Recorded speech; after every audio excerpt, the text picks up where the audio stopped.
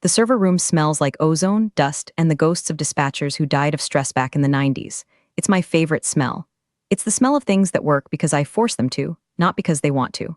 I was down there at 6:45 a.m., holding a cup of coffee that tasted like battery acid and despair, watching the blinking green LEDs on the main dispatch node. To the untrained eye, specifically the eyes of the 20-something consultants roaming the halls upstairs in their slim-fit suits, this rack of servers looks like a fire hazard waiting to collect an insurance payout. To me, it's the heartbeat of 500 taxis, 50 medical transport vans, and the entire logistical nervous system of the city. One of the GPS relays for the West Side fleet was hiccuping.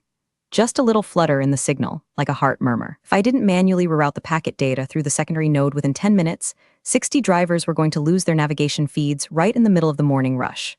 I sat on a milk crate I've kept down there since the Bush administration, popped open my laptop, a ThinkPad thick enough to bludgeon a burglar, and started typing. No mouse, just keystrokes, tap, tap, enter, tap. The green light steadied. The murmur was gone. The city kept moving. Nobody upstairs knew. Nobody ever knows. That's the job. You're the janitor of the invisible world.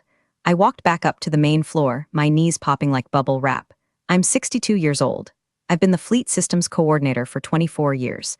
I survived the transition from radio to digital. I survived the Uber invasion. I survived the great server crash of 2014 by sleeping under my desk for 3 days and subsisting on vending machine crackers. But I wasn't sure I was going to survive Kyle. Kyle is the founder's son. He's 32, wears loafers with no socks, and uses words like synergy, pivot, and optics as if they actually mean something other than I have no idea how a taxi company works. His father, Big Jim, retired to a golf course in Florida 6 months ago, leaving the keys to the kingdom in Kyle's manicured hands. Since then, the office has transformed. The beige cubicles are gone, replaced by an open concept layout that sounds like a cafeteria during a prison riot. We have beanbag chairs nobody sits in because we have bad backs. We have an espresso machine that requires a degree in engineering to operate. And we have Kyle, pacing the floor like a golden retriever who just learned to do cocaine. Before I tell you how this human boat shoe tried to ruin my life and ended up nuking his own inheritance, do me a solid, hit subscribe and give this a like. It fuels my rage, and trust me, you're gonna want a front row seat to the carnage. I made it to my desk, which Kyle calls a collaborative station even though I collaborate with no one and hate everyone, and saw it. A memo, printed on heavy cardstock. Project Velocity, streamlining human capital for the digital age. I didn't even have to read past the title to know what it meant. Streamlining is corporate speak for firing the people who actually know how to do things. Human capital means me, and digital age means Kyle bought some cloud-based software from a buddy of his at a country club that's going to crash the second it rains. I sat down and looked at my monitors. I have 4 of them. They display the real-time location of every vehicle in the fleet. It's a map of chaos that makes sense only to me. The new modernization plan was sitting on my keyboard. I picked it up with 2 fingers like it was a used tissue. Barb, Kyle's voice boomed across the open floor plan. He doesn't walk, he struts. He bounced over to my desk, holding a green smoothie that looked like pond scum. Did you see the memo? Big things, Barb, big things. Moving to the cloud on Monday. Total migration. No more of that dinosaur tech in the basement. I looked at him over the rim of my glasses. Kyle, I said, my voice sounding like gravel in a blender. The dinosaur tech in the basement is hardwired into the city's medallion compliance server. You can't just migrate it to the cloud. It needs a physical handshake. A biometric sync. Kyle waved a hand dismissively. Details, Barb. That's why we have the consultants. They're wizards, they went to Stanford.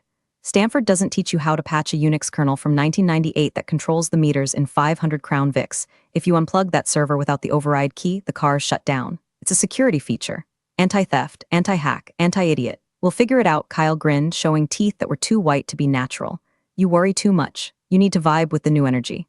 By the way, I saw a request in the system for Friday afternoon. Something about a play? My stomach tightened. My granddaughter's play, I said. Charlotte's Web, she's playing a tree. It's a big deal. I put that request in 3 months ago. Your dad approved it before he left. Kyle took a sip of his pond scum. Yeah, about that. With the migration starting Monday, we're gonna need all hands on deck this weekend for prep. Friday is crunch time. I'm gonna need you to cancel that. Don't do babysitting excuses during a pivot. I stared at him. The silence stretched out like a rubber band about to snap. It's not babysitting, I said slowly. It's my PTO. It's earned. It's approved. It's canceled, Kyle said, tapping the memo on my desk. Read the new handbook, Barb. Section 4, Management Discretion. We need team players right now, not whatever this is. He gestured vaguely at my entire existence. Pack a lunch for Friday. It's gonna be a late one. He spun around and bounced away, shouting something at a terrified intern about leveraging TikTok. I looked down at my hands. They were shaking, not from fear, from the kind of rage that burns cold. He thought I was just an old lady with a bad attitude and a thick laptop. He didn't know about the fingerprint scanner. He didn't know about the 6-hour Deadman switch I installed after the Russian hack in 2013. He didn't know that without my literal touch, his project velocity was going to hit a brick wall at 100 miles an hour. I opened my drawer and took out a bottle of antacids. I chewed 3 of them. Then I opened the command terminal on my screen. System uptime, 4,320 days. Biometric auth required in 4 hours, 12 minutes. I wasn't going to argue with him.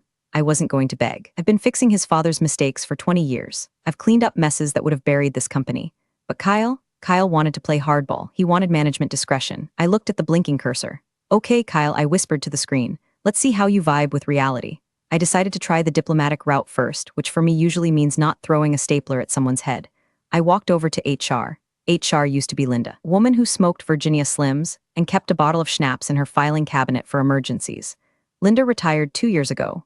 Now HR is a centralized ticket system managed by a 24-year-old named Braden who wears noise-canceling headphones and communicates exclusively via Slack, even if you are standing directly in front of him. I stood at Braden's desk. He was bobbing his head to some invisible beat, staring at a spreadsheet that I'm 90% sure was a fantasy football league. Braden, I said, nothing. Braden, I barked, using my driver is 5 hours late voice. He jumped, sliding the headphones down to his neck. Whoa, Barb, you gotta ping me first. Jump scare much? My PTO for Friday, I said, leaning on his desk, my knuckles white. Kyle says it's canceled. I have the approval email from Big Jim dated 3 months ago. Print it out, notarize it, whatever you people do, and put it on Kyle's desk. Braden sighed, the long-suffering sigh of someone who has never done manual labor in their life. Yeah, so the thing is, Kyle migrated all the approval protocols to the new dashboard yesterday. Legacy approvals, he made air quotes with his fingers, didn't transfer. It's a clean slate policy. If it's not in the new dashboard, it doesn't exist. My granddaughter exists, Braden. My time off exists. Totally get that, he said, already reaching for his headphones. But Kyle has a lock on the schedule until the migration is done. It's a war room scenario. No leaves, no exceptions. He actually flagged your account specifically. Said you're mission critical. Mission critical, I repeated. The irony tasted like aluminum foil. So I'm too important to leave, but not important enough to listen to? It's just business, Barb. You know how it is. Disruptive innovation requires sacrifice. He smiled, a vacant, corporate smile that made me want to unplug his computer and throw it into the sun.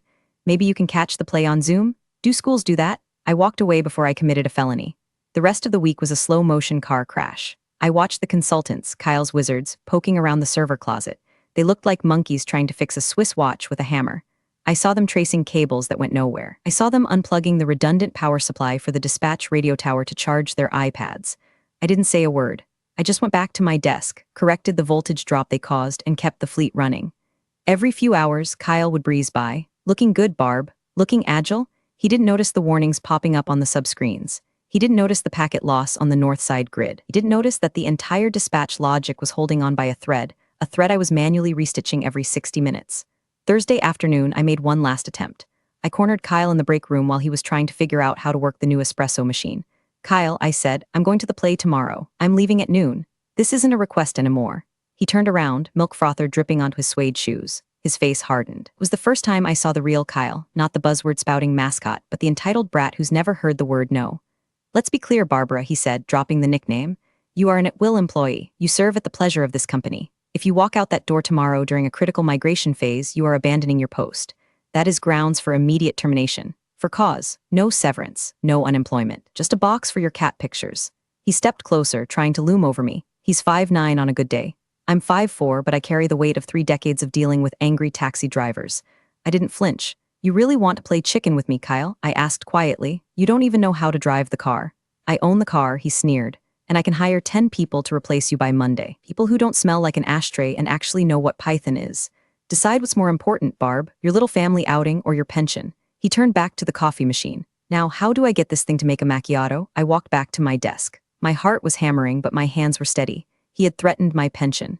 He had threatened my livelihood. He had called my granddaughters play a little family outing. I looked at the clock. 4:00 p.m. Thursday. I looked at the biometric scanner built into my keyboard, a rugged, military-grade reader that Big Jim had installed after we lost $1 million in a spoofing attack.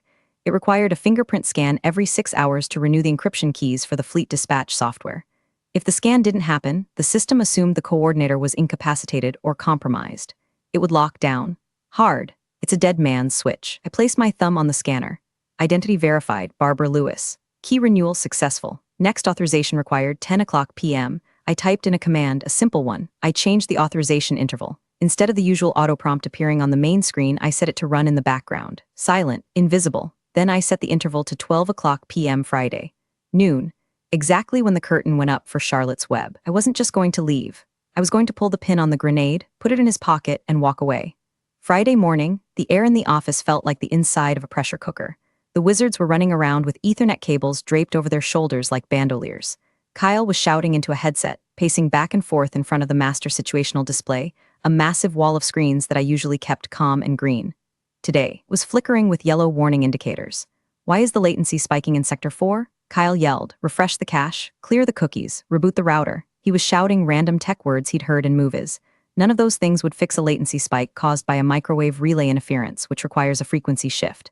A shift I usually did automatically while sipping my coffee. Today, I just watched the yellow light blink. Let it blink. I did my work quietly. I answered emails. I organized my files. I wiped down my desk with a Clorox wipe, removing 20 years of grime, coffee rings, and the invisible residue of stress. At 11:30 a.m., I stood up. I put on my coat, a heavy wool thing that smells like winter and old perfume.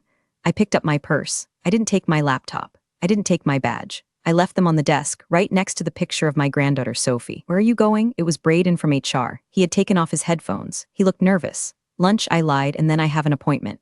Kyle's gonna flip, Braden whispered. The migration starts in 2 hours. Good luck with that, I said. I walked to the elevator. I didn't look back. The drive to the school was surreal. My phone started buzzing 5 minutes after I left the building. First it was the office line, then Braden, then the dispatch supervisor, Tony. Tony is a good guy, but he's helpless without me. I let it ring. I parked the car in the school lot. It was raining, a cold drizzle that turns everything gray, but inside the school auditorium it was warm. It smelled like floor wax and cheap popcorn. Parents were shuffling into seats, holding bouquets of flowers wrapped in crinkly plastic. It was real. It was human. It was the opposite of the sterile, buzzing hellscape I had just left. I found a seat in the back row. I wanted to see everything.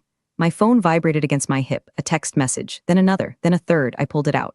Kyle, 12:05 p.m. Where the hell are you? Kyle, 12:07 p.m. The GPS grid is lagging. Get back here now. Kyle, 12:15 p.m. Cancel your tow or pack your desk. I stared at the screen. The lights in the auditorium dimmed. The heavy velvet curtains on stage began to rustle. A hush fell over the crowd of parents. Another text. Kyle, 12:16 p.m. You're done, Barb. Don't bother coming back. I'm wiping your access. We'll mail you your personal crap. You just cost yourself a pension. I felt a strange sensation in my chest. It wasn't fear. It wasn't anger. It was lightness. It was the feeling of a heavy pack being cut from your shoulders and dropping off a cliff. He thought he was wiping my access. I looked at the time on my phone. 12:17 p.m., back at the office. The silent timer I had set would have hit 0 at noon. The system would have pinged the biometric scanner for my thumbprint. It would have waited 60 seconds for response. Then 60 more. Then it would have entered grace period level 1. By now, 17 minutes past the deadline, the system would be entering grace period level 2. This is where the dispatch logic starts to throttle. It stops accepting new ride requests to preserve system integrity while it waits for the admin, me, to confirm they are alive. I typed a reply to Kyle. My thumbs moved slowly, deliberately. Barb, I'm at the play. Sophie is a tree. She's very good. By the way, the fleet dispatcher needs my fingerprint every 6 hours. You have about 30 minutes before the fail-safe kicks in. It's hardwired. You can't bypass it without a reboot, and a reboot takes 4 hours. 500 taxis are about to turn into pumpkins. Good luck. I hit send. Then I turned my phone off, entirely, power down, black screen. On stage, the curtain rose. A cardboard barn painted in bright red stood crookedly in the center. Little kids in animal costumes waddled out. And there in the back, standing tall with green cardboard leaves stapled to her shirt, was Sophie. She was the best damn tree I had ever seen. I settled into the uncomfortable plastic chair. I crossed my arms. I took a deep breath of the floor wax air, and I smiled. Let me explain what was happening to Kyle while I watched a 7-year-old in a pig costume recite lines about spiderwebs. Most people think the cloud is this magical, fluffy place where data lives. It's not. The cloud is just someone else's computer. And in our case, the cloud Kyle loved so much was just a fancy interface sitting on top of a pile of rusty spaghetti code junk that lived in our basement. We call it the Beast. The Beast is a Unix-based dispatch server built in 1999. It runs on a language that looks like ancient hieroglyphics. It talks to the taxis via radio frequency and cellular data packets. It handles the meters, the GPS, the credit card processing, and the medallion compliance logs. In 2013, we got hit by a ransomware attack. Some hackers in Eastern Europe locked up the fleet and demanded 50 grand in Bitcoin. Big Jim didn't pay. Instead, he hired a paranoia-fueled security contractor named Crazy Dave, who is currently in federal prison for something unrelated, to hardwire a physical security layer. Dave didn't trust passwords. He said passwords could be stolen.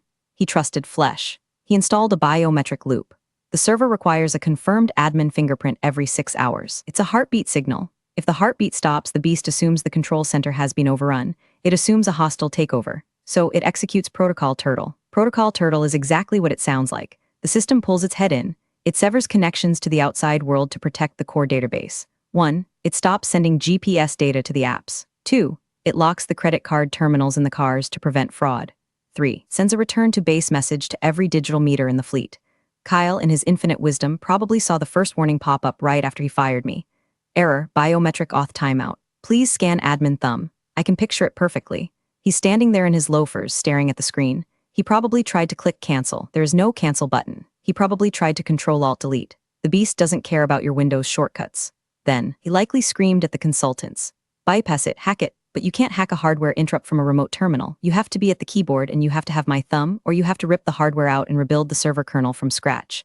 Rebuilding the kernel takes about 4 to 6 hours. Restoring the database takes another 3. Syncing the cars takes 2 more. That's 12 hours of downtime, on a Friday afternoon, in the rain. The major convention in town, the dental hygienists of America were swarming the city, and they tip well.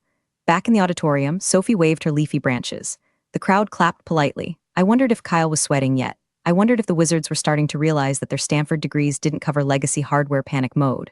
I checked my watch. 12:45 p.m. By now, the first phase of Protocol Turtle would be engaging. The dispatchers, poor Tony and the team, would see their screens freeze. The maps would stop updating. The little green car icons would turn gray, then vanish one by one. The phones would start ringing. 500 drivers suddenly blind. Hey, dispatch, my meter just locked up. Dispatch, I can't process this guy's card. Dispatch, my screen says system compromised, return to base. What the hell is going on? And Kyle would be realizing that firing the only person who knows how to feed the beast was a tactical error on par with invading Russia in the winter. I reached into my purse and pulled out a roll of lifesavers. I popped a cherry one in my mouth. It tasted like artificial victory. Intermission. The lights came up.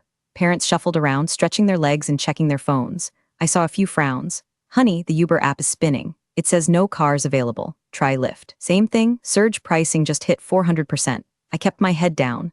I didn't want to be recognized as the architect of their inconvenience, even though technically I was just the retired architect who took the blueprints with her. I walked to the lobby to get a bottle of water.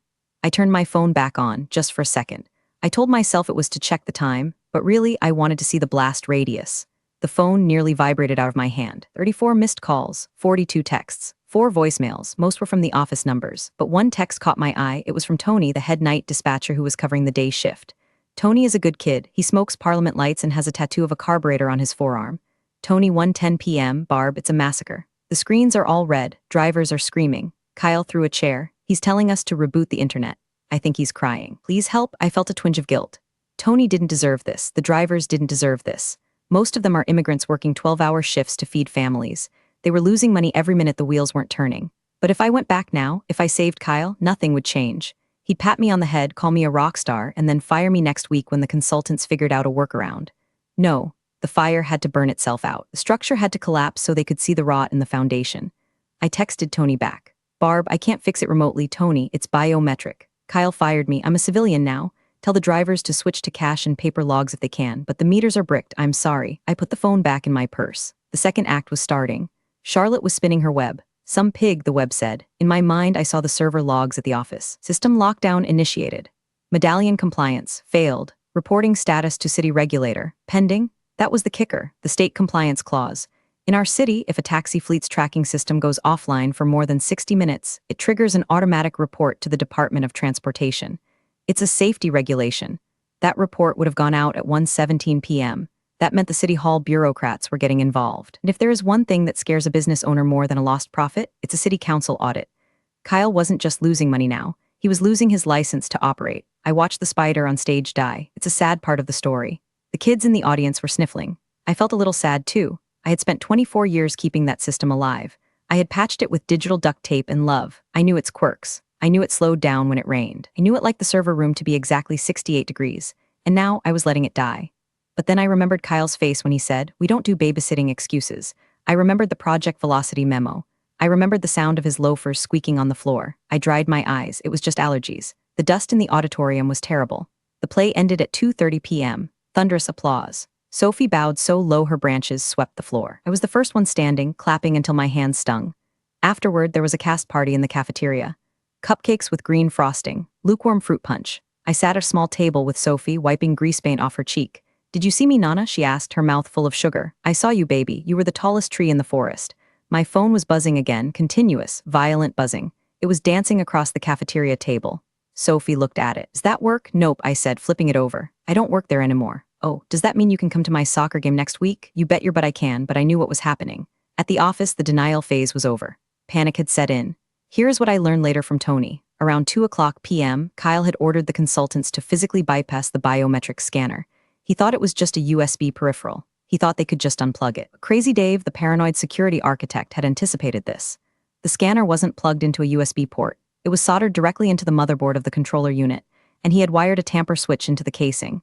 If you try to pry the scanner off or open the chassis without the admin key, zap, the kill switch triggers. It dumps the encryption keys. It wipes the local cache. It turns the server into a very expensive, very heavy paperweight. Wizards had tried to open the case with a screwdriver. Tony said there was a spark, a loud pop, and then the smell of burning silicon filled the basement. The screens didn't just freeze, they went black. The backup radio system, dead. The phones, dead. The entire building went dark. At 3:00 p.m., a black SUV pulled up to the school curb. I saw it through the cafeteria window. It wasn't an Uber. It was a Lincoln Navigator. I recognized the driver. It was Kyle. He had tracked my phone, or maybe he just remembered where the play was.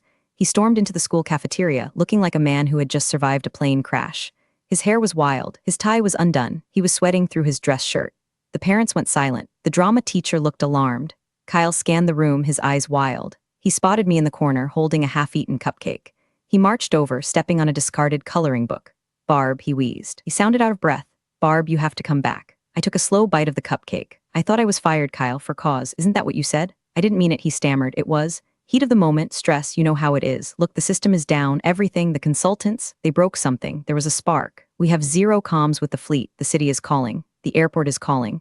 I have news vans parked outside the office. He grabbed the edge of the table. I will double your salary, triple it. Just come fix it. I looked at Sophie. She was looking at Kyle with the honest, cutting judgment of a 7-year-old. Who is the sweaty man, Nana? I looked back at Kyle. I can't fix it, Kyle, not anymore. Your boys fried the motherboard. I can smell it on you. You smell like ozone and stupidity. There has to be a backup, he screamed, his voice cracking. There's always a backup. There is, I said calmly. But it's in a safety deposit box at the bank. And the bank closes in.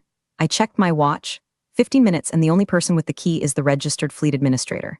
Kyle's eyes widened. That's you. Go get it. We can make it. Actually, I said, wiping frosting from my lip. The registered administrator is your father, Big Jim. Did you bother to update the paperwork when he retired? No, that's a shame. Kyle turned pale. Dad is in Florida. He's on a cruise. He doesn't have cell service. Well, I said, standing up and putting on my coat. Sounds like you have a problem. Come on, Sophie. Let's go get some ice cream. I walked past him. He stood there, surrounded by children in animal costumes, looking utterly destroyed. Barb, he yelled after me. You can't do this. This is sabotage. I stopped at the door. No, Kyle. Sabotage is when you break something on purpose. This is just management discretion. By 5:00 p.m., it was on the local news. I sat in my recliner with a glass of Pinot Grigio, the cheap stuff with the screw top, and watched Channel 4. The reporter was standing outside the airport terminal. Behind her, a line of angry travelers stretched for 3 blocks. Taxis were double parked, abandoned by drivers who couldn't clock in or out. Chaos at Hopkins International today, the reporter said, her hair whipped by the wind. City cab, largest fleet in the metro area, has suffered a catastrophic system failure. Hundreds of passengers are stranded. We reached out to CEO Kyle Henderson for comment, but have received no response. They cut to a shot of the office, my office. There were news vans indeed and a police cruiser. Probably there because a driver threw a brick through the window. I couldn't blame them. My phone rang. It was a number I didn't recognize. Hello? Miss Lewis? A deep, gravelly voice. Speaking, this is Councilman Miller, District 9. I sat up straighter. Miller was the head of the Transportation Committee. He was the guy who signed the medallion contracts. Hello, Councilman. Barbara, I'm sitting here with the Deputy Mayor. We're trying to understand why 40% of the city's transit capacity just vanished. I called your office and some kid named Braden told me, and I quote, the vibes are off. Is that accurate? I laughed. A sharp, barking laugh. Vibes are definitely off, Councilman. The server is fried, the backup protocols were ignored, and the expertise required to fix it was? Let go. I see, Miller said. The ice in his voice could have frozen the Cuyahoga River. Barbara, can you fix it? Not tonight, I said. The hardware is toast. It needs a full rebuild. New server, restore from cold storage. It's a 48-hour job minimum. And that's if you have the data tapes. And where are the data tapes? In a safety deposit box under James Henderson's name. Jim is in the Bahamas, Miller said. I know, I tried to call him, then you're stuck, I said. Unless someone had a personal backup, a ghost image of the drive, strictly for educational purposes, kept on an encrypted drive at home, just in case. There was a long silence on the line. I took a sip of wine. Barbara Miller said softly. What do you want? I don't want anything from you. Councilman, you're a good customer. But Kyle needs to learn. This city runs on sweat and diesel, not vibes. He broke the machine because he didn't respect the mechanic. Until he understands that the cars don't move. I'll call you back, Miller said. I hung up. I went to my closet. In the back, inside a shoebox labeled TAX Receipts 2018 was a ruggedized external hard drive. I'm a hoarder. Digital and physical, I keep everything. Every version of the kernel, every driver log, every line of code. I had done a full mirror of the system on Tuesday, just because I had a bad feeling. I held the drive in my hand. It was heavy, cold, it was the heart of the city, and I was holding it hostage. I went back to the TV. They were showing Kyle now. He was being escorted out of the building by 2 police officers, probably for his own protection against the mob of angry drivers. He looked small. He wasn't strutting anymore. I felt a pang of something. Pity? No, it was the satisfaction of a math equation balancing out. Action, firing the expert. Reaction, total collapse. Sum, 0. I poured another glass of wine. Saturday morning. The sun came up, but the taxis didn't move. I slept in until 9 a.m. It was glorious. I made pancakes for Sophie. We watched cartoons. I ignored the news. At 10:30 a.m., my landline rang. Nobody calls the landline unless someone died or they are selling extended car warranties. I picked it up. Hello, Barb. The voice was unmistakable. It sounded like gravel tumbling in a cement mixer. It was Big Jim. Jim, I said, I thought you were on a boat. I was, he grunted. Helicoptered me to Miami. Just landed. I've been briefed. Councilman Miller called me. The board called me. My lawyers called me. He paused. I could hear him lighting a cigar. Man has had 3 heart attacks and still smokes cohibas. He's an idiot, Barb, Jim said. My son? He's a goddamn idiot. I tried to give him a shot. I thought the MBA would help. Turns out it just taught him how to break things faster. He fired me, Jim, I said. Canceled my PTO. Threatened my pension. Then he fried the motherboard. I know, Jim sighed. I saw the report. The company is bleeding out, Barb. We've lost the airport contract. Medical transport contract is in breach. We're looking at millions in fines. The board wants to liquidate. That's a shame, I said, flipping a pancake. Barb, don't give me that. You have the ghost drive. Miller told me. You always were paranoid. It's why I hired you. I have it, I admitted. Name your price, Jim said. I'm firing Kyle. He's out. I'm putting the CFO in charge until we find a new CEO. But we need the system up. Today. Now. I turned off the stove. I'm not coming back as an employee, Jim. I'm done with the daily grind. I'm done with the fluorescent lights and the bad coffee. Consultant, Jim said immediately. Independent contractor. You set your hours. You set your fee. I want a written apology from Kyle, I said. Nar text, a letter, signed, admitting he was wrong, and I want it framed in the lobby. Done, Jim said. He's writing it right now. He's crying, but he's writing it. And the money, I said. It's going to be expensive. It's a weekend call-out. Emergency rates, name it. $10,000, I said. A month, an hour, I said. 6-hour minimum, plus a retainer for future maintenance. $5,000 a month just to keep my phone on. Silence on the line, then a low chuckle. You're robbing me, Barb. I'm saving you, Jim. The fines from the city are $50,000 a day. You do the math. Fine, Jim said. Get down there. Fix it. The check is already cut. I'll be there in an hour, I said. I have to finish breakfast with my granddaughter. I hung up the phone. Sophie looked at me. Was that the sweaty man again? No, I smiled. That was the sweaty man's dad. He's very sorry. Are we rich now, Nana? We're doing okay, kiddo. We're doing okay. I walked into the office at noon on Saturday. It looked like a crime scene. The collaborative workstations were littered with empty Red Bull cans and pizza boxes. The consultants were gone. Fled back to whatever consultancy firm spawned them. The silence was heavy. Kyle was at his desk, or what used to be his desk. He was putting a Newton's cradle into a cardboard box. He looked 10 years older than he did yesterday. His expensive shirt was wrinkled. He hadn't shaved. He looked up when I walked in. He opened his mouth to say something. I didn't stop walking. I didn't look at him. To me, he was just another piece of office furniture being moved out. I went straight to the stairs, down to the basement. The smell of ozone was stronger down here. The burnt motherboard smell. Tony was there, sitting on my milk crate, looking like he hadn't slept in 30 hours. When he saw me, he stood up. He looked like he wanted to hug me. Barb, he choked out. Thank God. Move over, Tony, I said gently. I looked at the server rack. It was dark, dead. I pulled the external hard drive from my purse. I plugged it into the secondary emergency port, the one the consultants didn't know existed because it was hidden behind a false panel I installed in 2008. I pulled out my laptop. I connected via the console cable.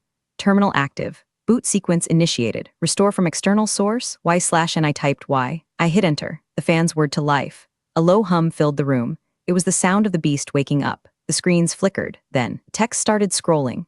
Green on black, beautiful cascading code, loading kernel, mounting database, verifying medallion hash. I waited. The percentage bar crawled across the screen. 98%, 99%, complete. Then the biometric prompt appeared. Admin authentication required. I placed my thumb on the scanner, the backup one I kept in my purse for emergencies. Beep. Access granted. Upstairs on the main floor. Phones started ringing, all of them at once. A cacophony of bells. I heard cheering, actual cheering from the few dispatchers who had stayed. I watched the main map on my screen. The gray dots turned green. One by one, the taxis came back to life. The heart started beating again. I unplugged my drive. I patted the server chassis. Good girl, I whispered. I walked back upstairs. Kyle was gone. His desk was empty. The CFO, a woman named Sharon who I had always liked. Standing there, she handed me an envelope. The check, she said, and the apology letter. I took the envelope. I didn't open it. I knew what was in it. Thanks, Sharon. Call me if it hiccups, but don't call me before 9 a.m. I walked out of the building. The rain had stopped.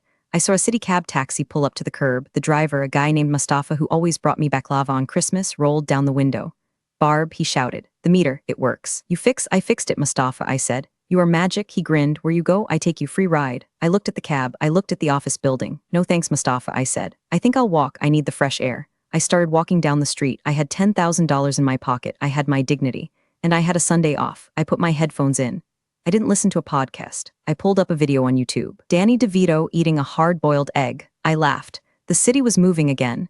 And for the first time in 24 years, I wasn't carrying it on my back. I was just walking. Big thanks for watching, you sneaky seniors.